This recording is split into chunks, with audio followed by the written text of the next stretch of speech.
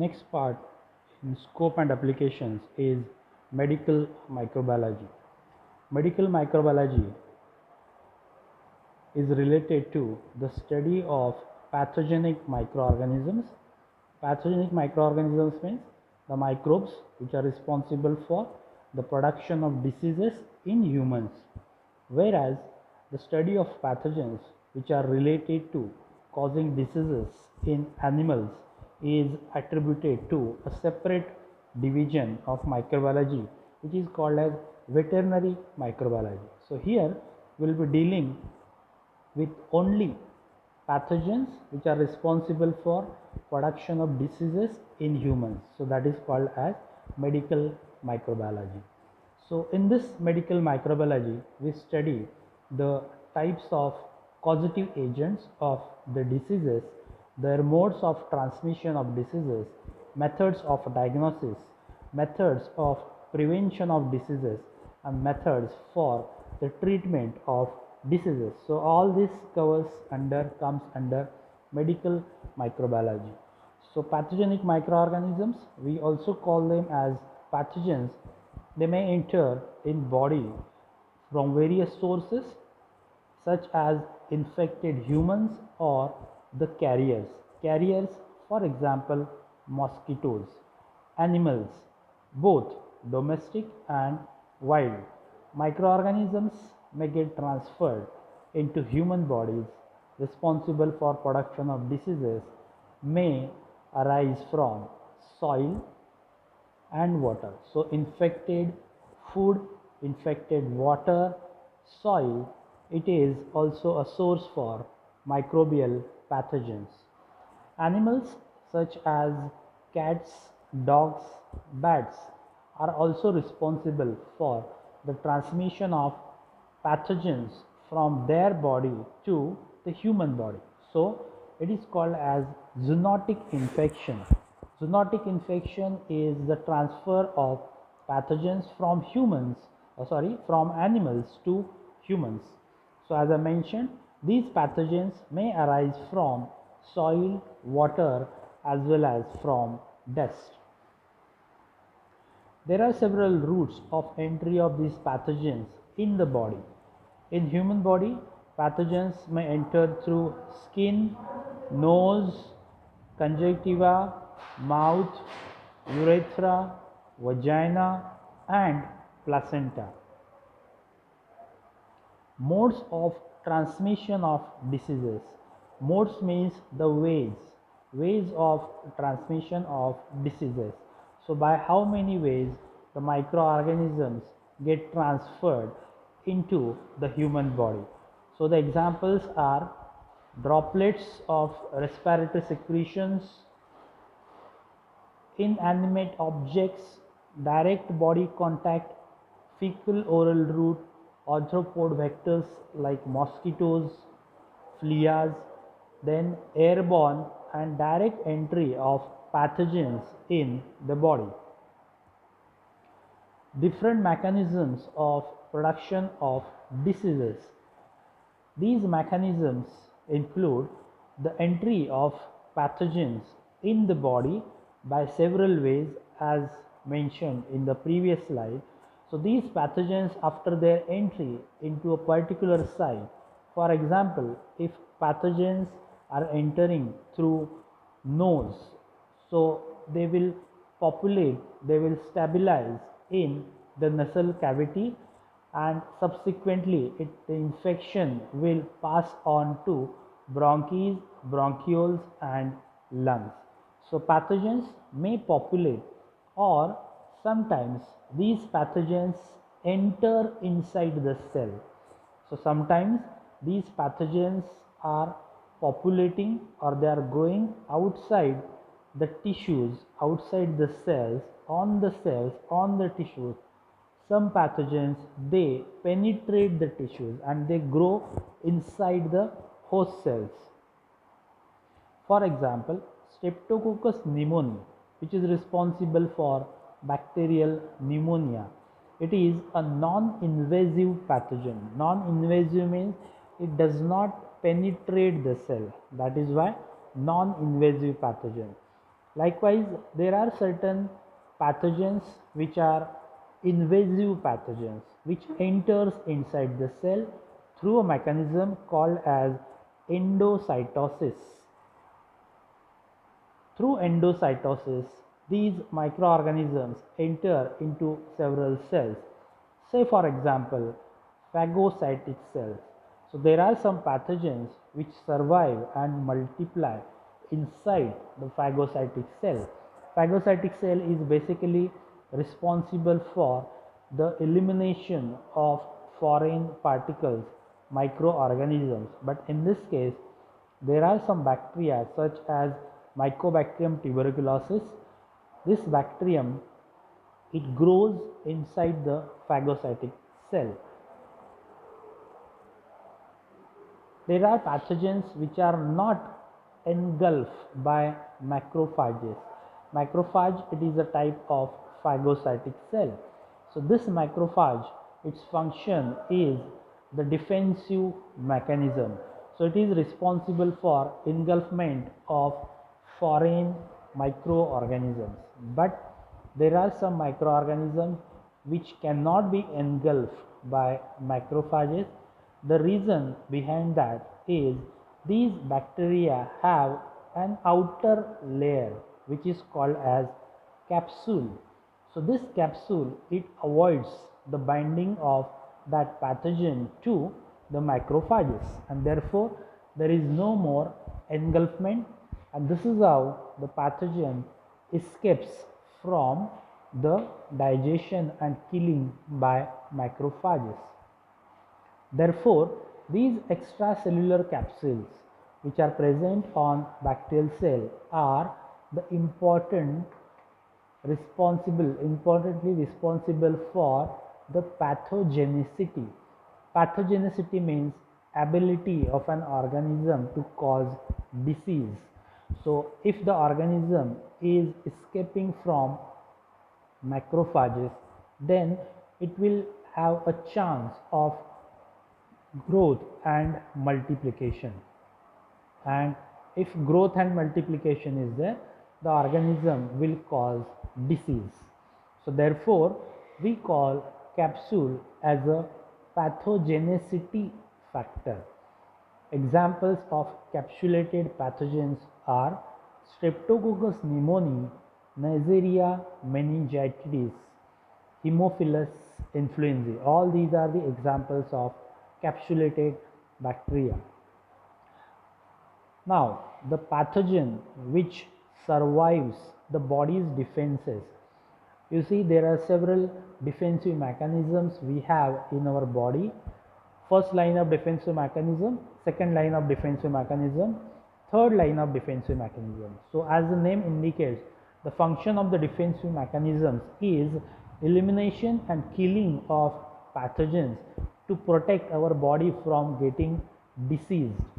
Still, some pathogens, they escape from all these defensive mechanisms. So if they escape from all these defensive mechanisms, they begin to multiply, and ultimately they are responsible for causing the dysfunctioning of organs and tissues. The condition is called as disease.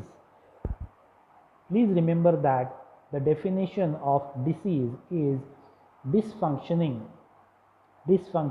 or malfunctioning of organs of our body or tissues of our body due to microorganisms. The condition is called as disease. This dysfunctioning may be because of other factors other than microorganisms. Then in that case, it is called as disorder. Say for example, typhoid is a disease because typhoid is caused by a bacterium called as Salmonella typhi, whereas diabetes will be called as a disorder because diabetes is not caused by any microorganism, so it is produced due to body's own defective mechanisms, that is no proper secretion of insulin. So there is a difference between disease and disorder.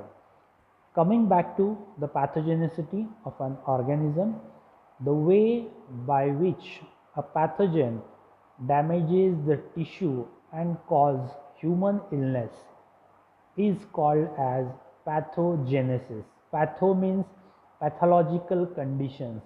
Pathological conditions means dysfunctioning of organs and tissues. Genesis means generation. So, the way by which a pathogen damages the tissue and cause the illness, it will be called as pathogenesis.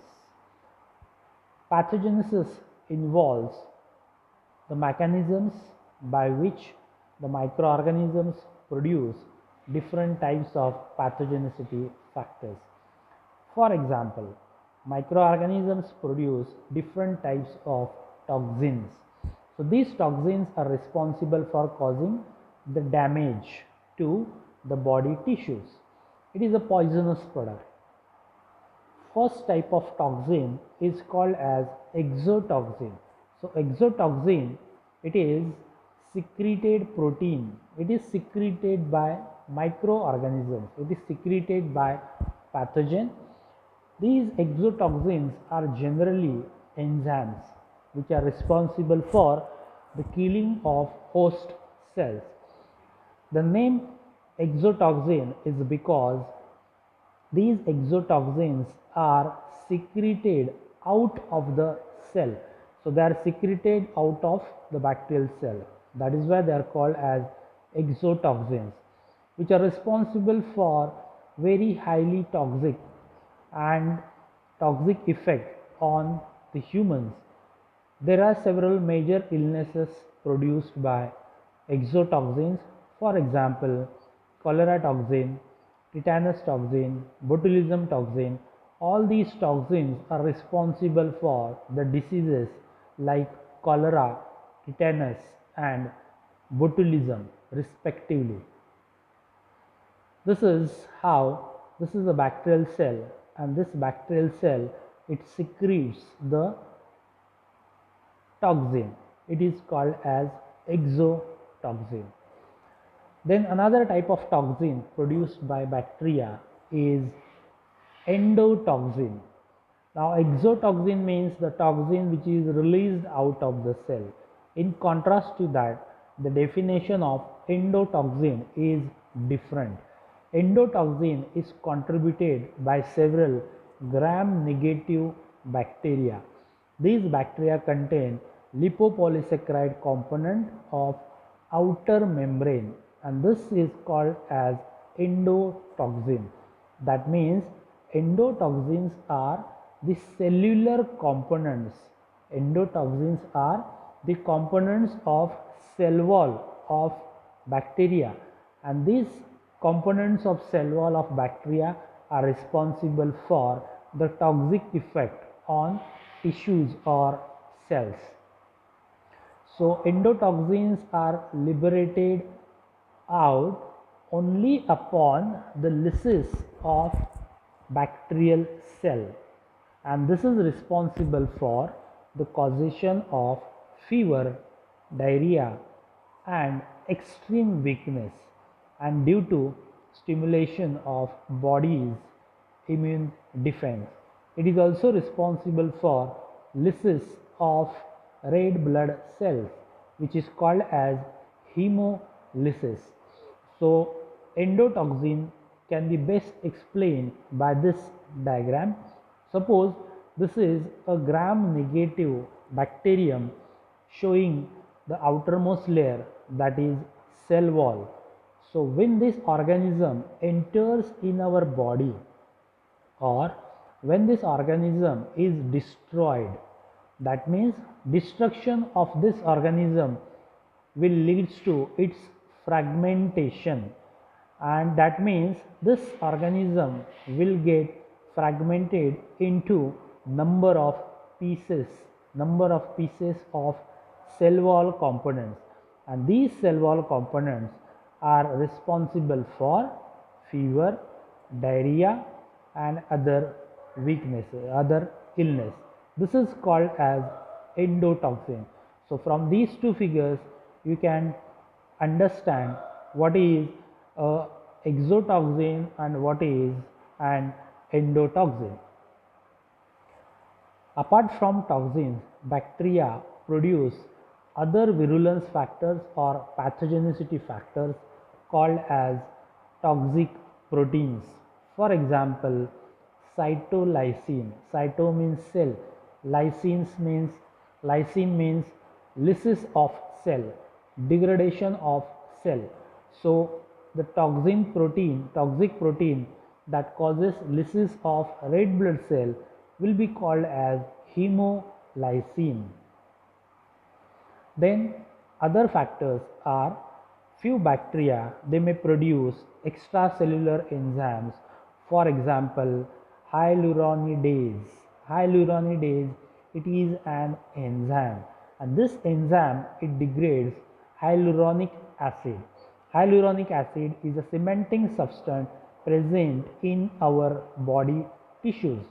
So with the help of this enzyme, the organism, it degrades our tissues and it gets nutrient and it gets chance to penetrate inside the tissues, and this is how there will be progress of infection. Another example is collagenase enzyme. This is also an extracellular enzyme produced by bacterial pathogens which degrades the protein collagen. Collagen is a major structural protein which is present in our body tissues. So if organism is producing collagenase, with the help of this enzyme, it degrades the collagen of our body tissues, that leads to the release of nutrients, and that creates an opportunity for this pathogen to enter inside the body tissues, and this is how the infection progresses. Viruses are also responsible for the cause of several diseases. These viruses are defined as obligate intracellular parasites. That means viruses only multiply within the cell. So viruses are responsible for causing the destruction of the cell, as well as they are responsible for causing transformation in the cell. Transformation in the cell leads to development of a cancer cell. Next part is treatment of diseases. Treatment of diseases is called as chemotherapy. Chemo means chemicals, therapy means treatment. So treatment of diseases with the help of chemical drugs, chemical agents, it is called as chemotherapy, and the agents or the drugs which are used for the treatment are called as chemotherapeutic drugs. The common example of the chemotherapeutic agents used for the treatment of diseases are antibiotics. Antibiotics are produced by microorganisms by the method of fermentation. We have learned about this under the title of fermentation technology. For example, penicillin is produced by Penicillium chrysogenum, which is responsible for production of penicillin, and this penicillin is useful in the treatment of diseases. So antibiotics can be synthesized chemically as well as they can be obtained from microorganisms. There are several ways of application of therapies. For example, local therapy. Local therapy, it is also called as topical application of the chemicals, drugs on local sites. Say for example on skin. Another way of therapy is systemic therapy. Systemic, all over the body. So the drug is administered such that that drug or that chemotherapeutic agent will pass on to the every component or it will be passed into the bloodstream so that it will reach to most of the tissues of our body, which is called as systemic therapy. So there are several ways of this therapy. So the drugs may be injected, called as intravenous administration. The drug may be given intramuscularly, which is called as intramuscular administration of drug.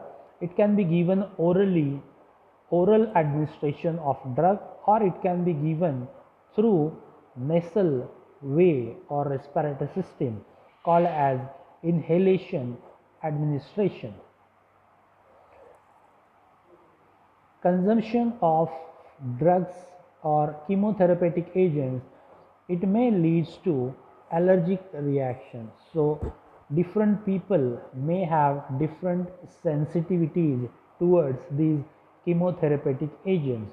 Say for example, penicillin is an antibiotic which cannot be given to each and every person because few people have allergy to this penicillin.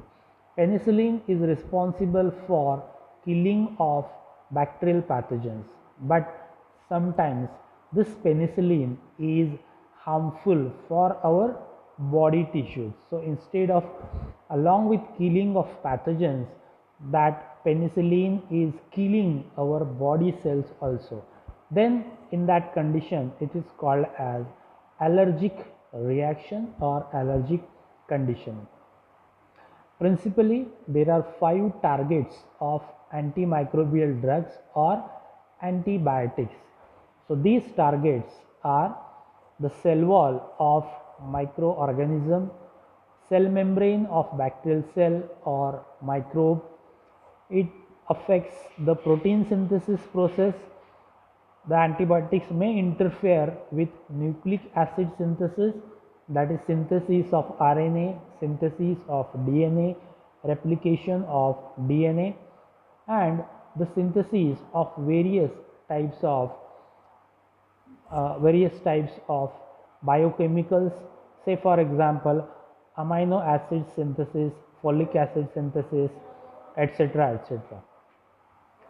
There are several examples of antibiotics: penicillins, cephalosporins, chloramphenicol, nystatin, amphotericin B, streptomycin, tetracycline, etc., etc. Next part is prevention of the diseases. Prevention and treatment, there is a difference. Treatment is given after the development of symptoms. Prevention of diseases, it occurs before the occurrence of disease.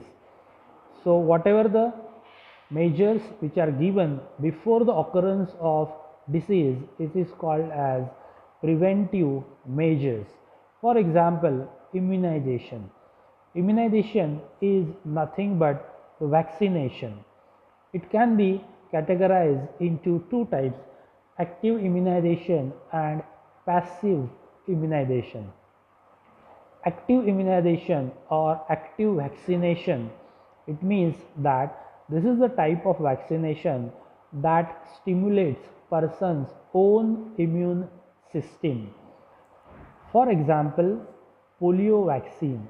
Polio vaccine is given, or it is a part of active immunization process. So triple polio vaccine is given to the humans. So when this vaccine enters in the body of humans, this vaccine, which is a type of antigen, it is responsible for the stimulation of our immune system, so that our immune system then produces antibodies and T lymphocytes, which we will learn in the next topic. So this is called as active immunization. There are various types of vaccines of microorganisms, and their products are available in the form of live, attenuated and killed vaccines. Example of live attenuated vaccine is polio vaccine. Then the another way of vaccination or immunization is passive immunization. Passive immunization means transfer of ready-made antibodies from immune person or animals. For example, now a COVID situation is going on and scientists are working on the development of vaccine for the prevention of COVID-19 disease. So this program, it also involves both active immunization and passive immunization. How? Let us see.